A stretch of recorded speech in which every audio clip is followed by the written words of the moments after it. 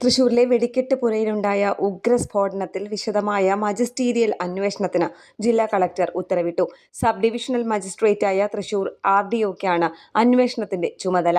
അപകടത്തിന്റെ കാരണവും അതിന്റെ അനന്തരഫലങ്ങളും വിശദമായി അന്വേഷിക്കാൻ നിർദ്ദേശിച്ചിട്ടുണ്ട്. അപകടത്തിൽ 14 മരണമാണ് ഇതുവരെ സ്ഥിരീകരിച്ചത്. പരിക്കേറ്റ 23 പേരെ മെഡിക്കൽ കോളേജ് ആശുപത്രിയിൽ പ്രവേശിപ്പിച്ചു.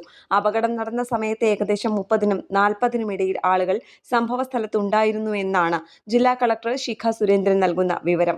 ഇവരിൽ ചിലർ വെള്ളം കുടിക്കാനും മറ്റുമായി പ്രദേശത്തു നിന്നും മാറിയിട്ടുണ്ടെന്നും വിവരമുണ്ട്. സ്ഫോടനത്തിന്റെ യഥാർത്ഥ കാരണം ഇതുവരെ വ്യക്തമായിട്ടില്ലെന്നും രക്ഷാപ്രവർത്തനം യുദ്ധകാലാടിസ്ഥാനത്തിൽ പുരോഗമിക്കുകയാണെന്നും ലൈസൻസി മുണ്ടത്തിക്കോട് സതീഷ് ഉൾപ്പെടെയുള്ളവർ ആശുപത്രിയിൽ ചികിത്സയിലാണെന്നും കളക്ടർ വ്യക്തമാക്കി. ദുരന്ത വാർത്ത അറിഞ്ഞ ഉടൻ തന്നെ മുഖ്യമന്ത്രി പിണറായി വിജയൻ അടിയന്തര ഇടപെടൽ നടത്തി.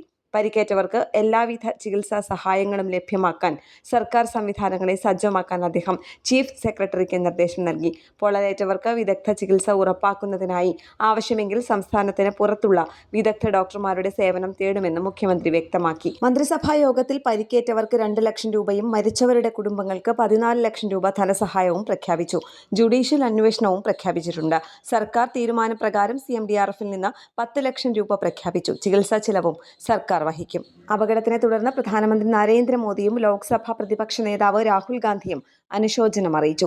മരണമടഞ്ഞവരുടെ കുടുംബങ്ങൾക്ക് 2 ലക്ഷം രൂപയും അപകടത്തിൽ പരിക്കേറ്റവർക്ക് 50,000 രൂപയും ധനസഹായവും പ്രഖ്യാപിച്ചു. ആരോഗ്യമന്ത്രി വീണ ജോർജ് മെഡിക്കൽ സംഘത്തിന്റെ പ്രവർത്തനങ്ങളുടെ ഏകോപനം നിർവഹിക്കുന്നുണ്ട്.